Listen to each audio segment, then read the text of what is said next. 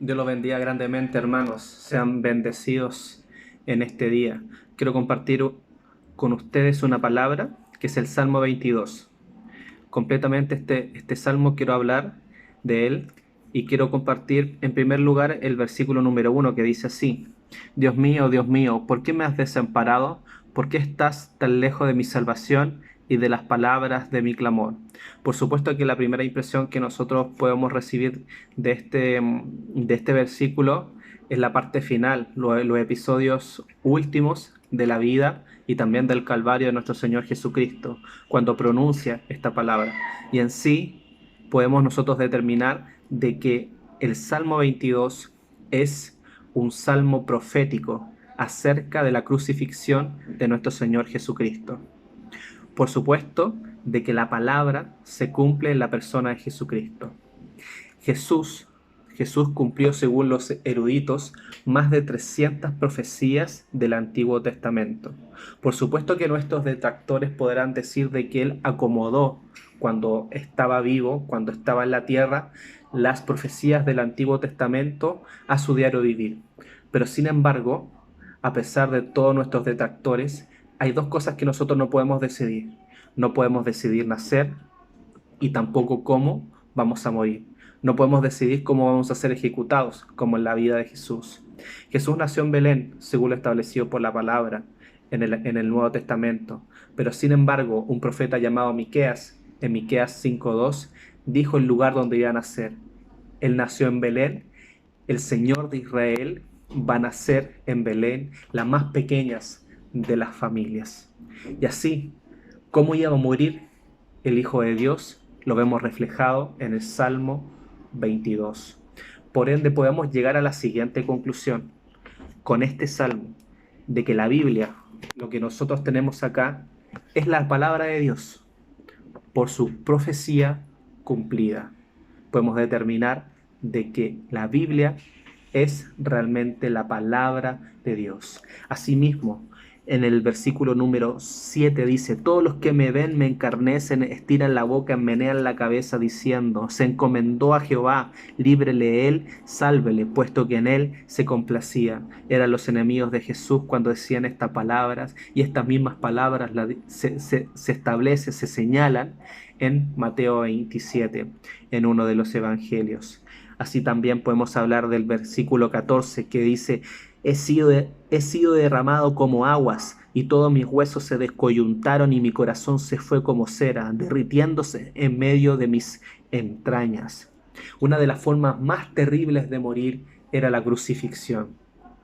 Era una de las formas más terribles, más humillantes, más dolorosas de morir. Nosotros ni siquiera podemos imaginar cuánto es el sufrimiento que padeció nuestro Señor Jesucristo.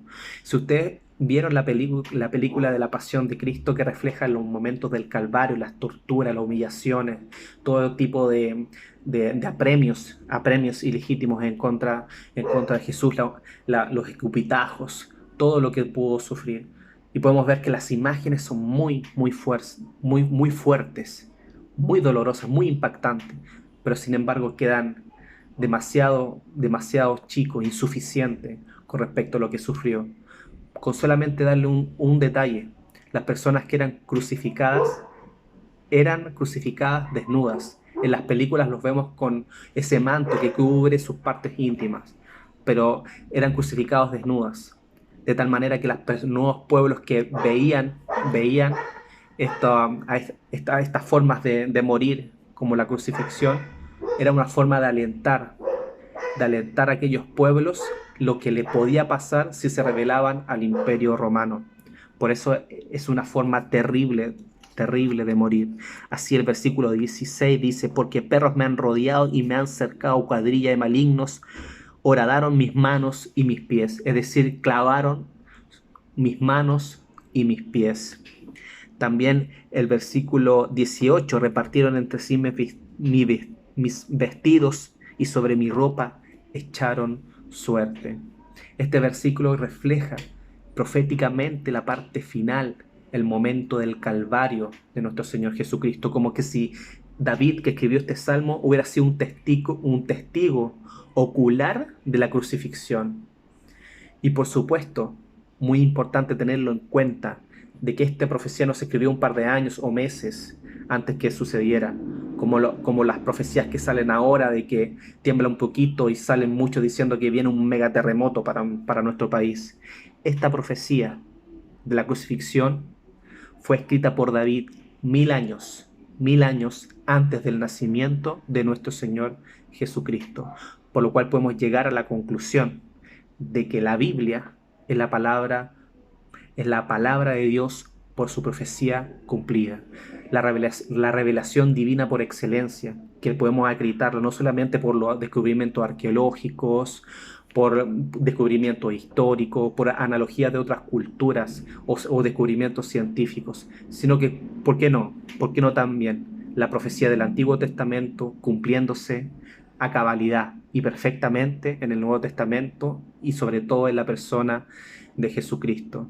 Y así como se cumple la profecía, también podemos tener certeza de que también se cumplen las promesas para nuestras vidas, por lo cual podemos tener certeza, seguridad de que Dios está aquí y Dios está con nosotros.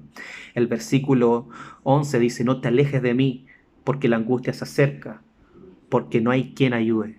Y a veces nos podemos encontrar en esta situación de que la angustia se acerca y no hay quien ayude, pero tenemos, gracias a Jesús, gracias a la persona de Jesucristo, esta esperanza contra esperanza, de que aunque no haya nadie que nos pueda ayudar, Jesucristo, la persona, la persona del Espíritu Santo, Dios Padre, en el momento menos indicado, aparece para nuestro rescate, para nuestra respuesta y nuestra compañía, cualquiera sea la situación, buena o mala, que estemos pasando.